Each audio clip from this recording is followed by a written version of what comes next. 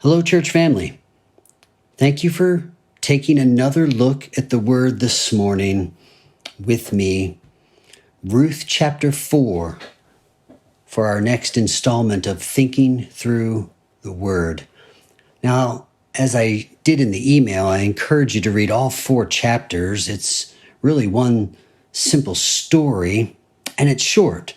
So if you haven't yet, please take a look at Ruth chapters 1 through 4, and I'll try to show you here in this few-minute presentation 3 key ideas that culminate in chapter 4.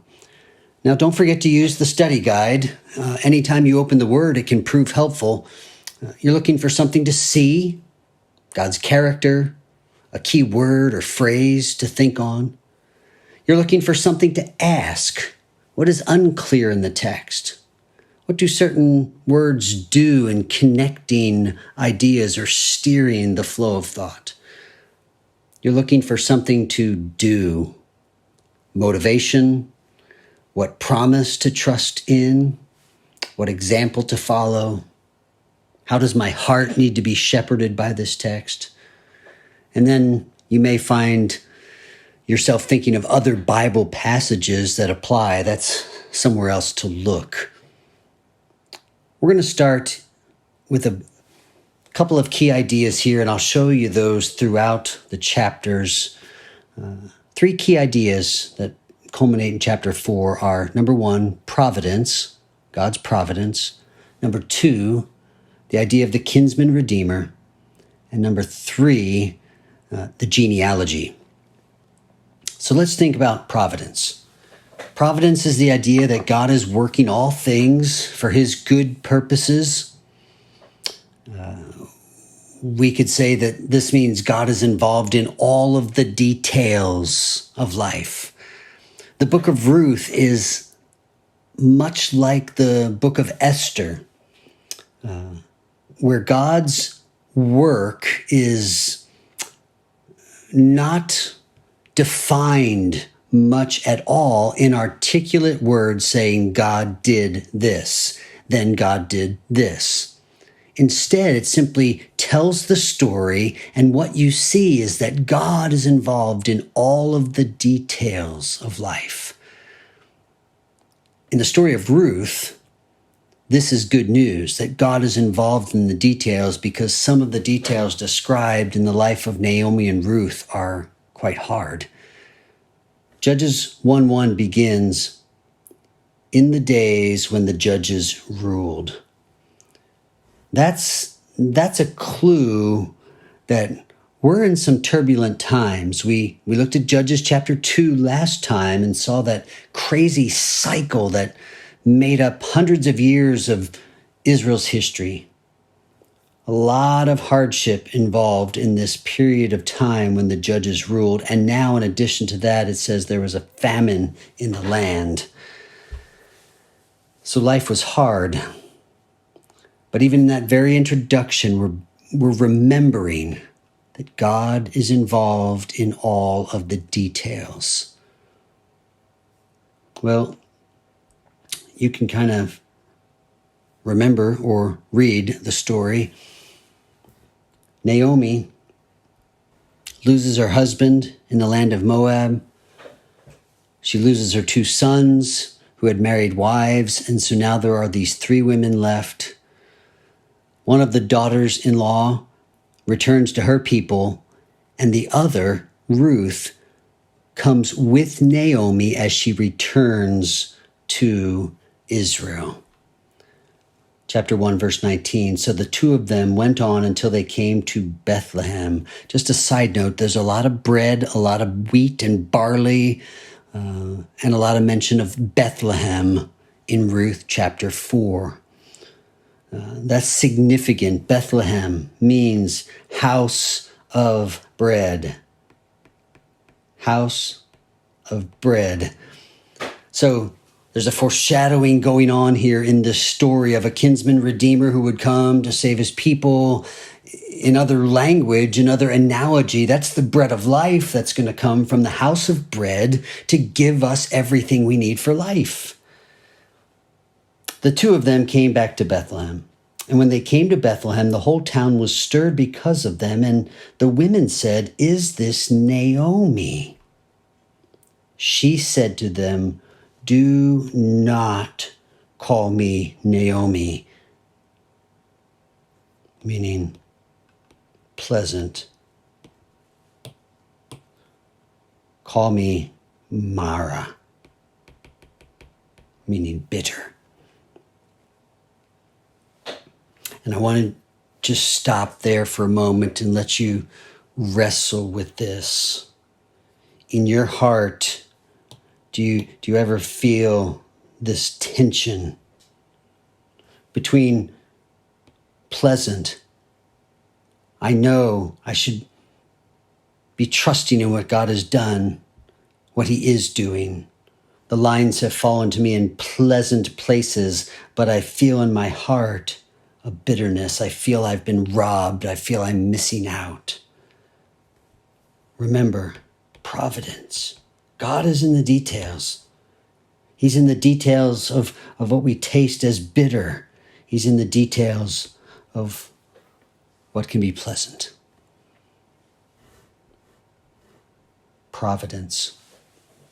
In chapter 2 and verse 3, having returned to Bethlehem and needing to find food, needing to provide, Ruth sets out to do some gleaning in the fields. And you could study Deuteronomy chapter 24:19 and see God's instructions to leave some scraps behind in the field. And that's exactly what's taking place here. The owner of the field, who we soon find out is Boaz, is being biblical in his harvest that's leaving stuff behind. Ruth set out and went and gleaned in the field after the reapers, and she happened to come to the part of the field belonging to Boaz. And as the story unfolds, she goes home and tells Naomi, and Naomi realizes that this Boaz is a distant family member. And suddenly the happening of chapter 2, verse 3 is really a reminder of God's providence. He's in the details. In verse 12, Boaz is now talking to Ruth. And I couldn't overlook this phrase because it may be one of those phrases that offers you some meditation this week.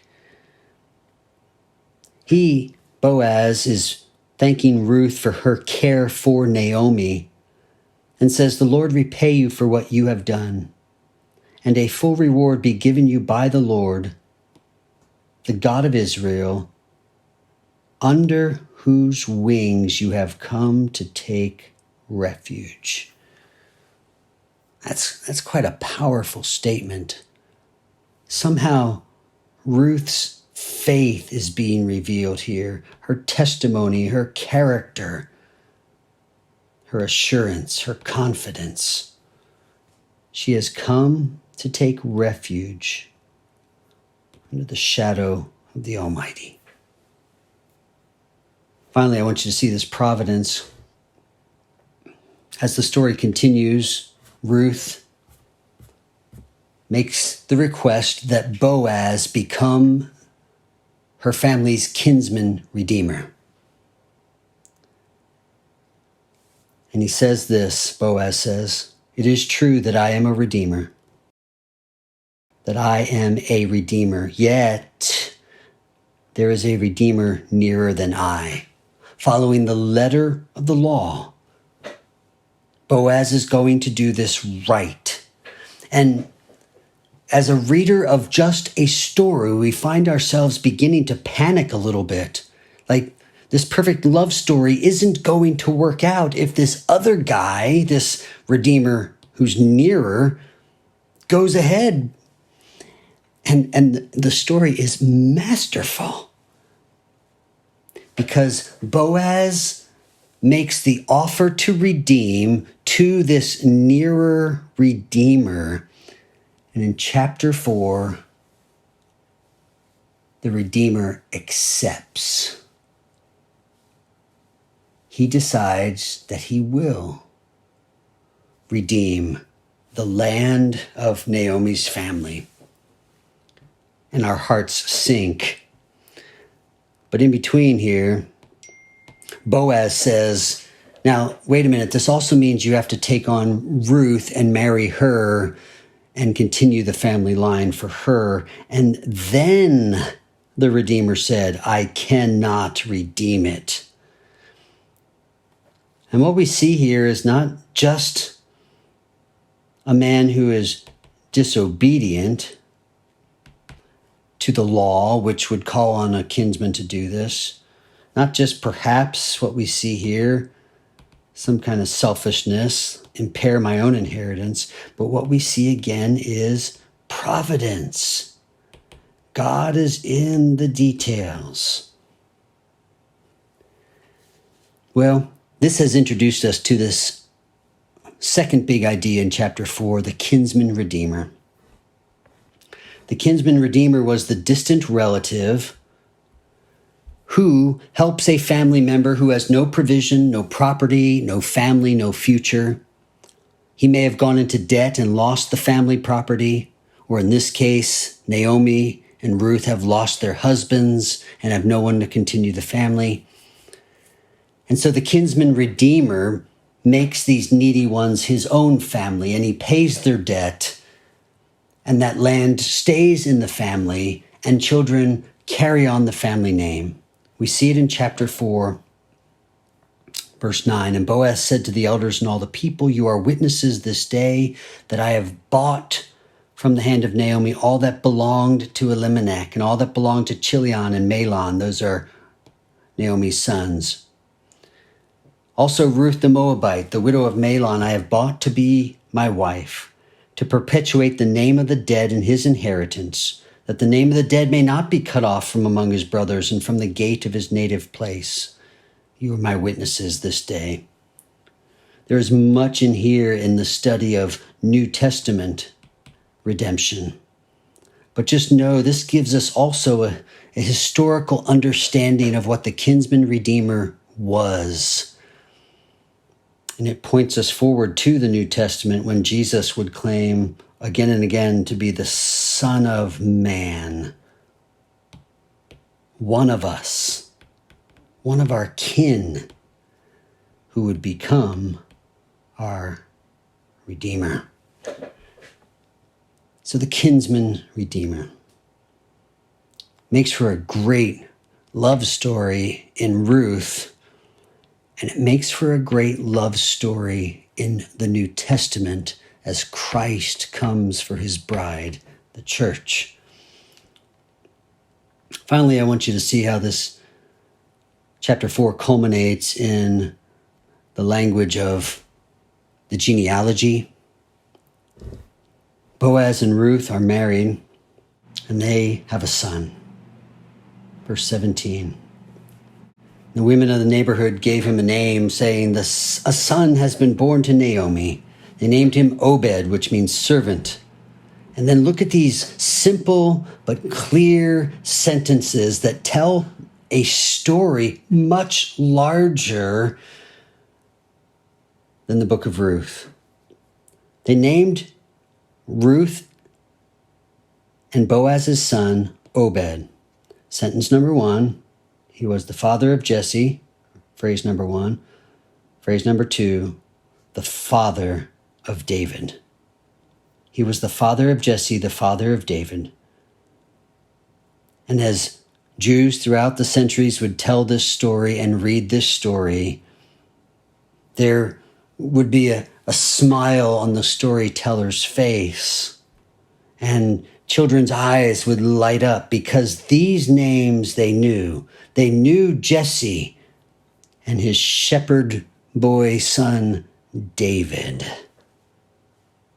And then the genealogy is repeated as we look through the names: Perez, Hezron, Ram, Aminadab, Nahshon, Salmon, Boaz, Obed, Jesse, and King David. That's a crown, by the way. King David.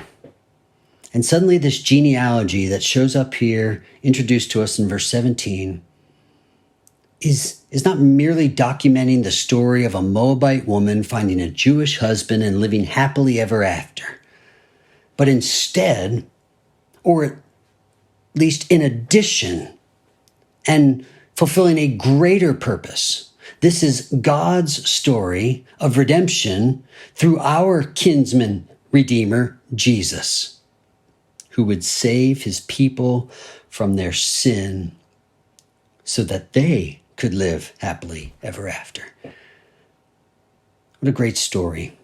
Read it, delight in it, think about it. Ruth chapter 4, thinking through the word. Grace and peace to you.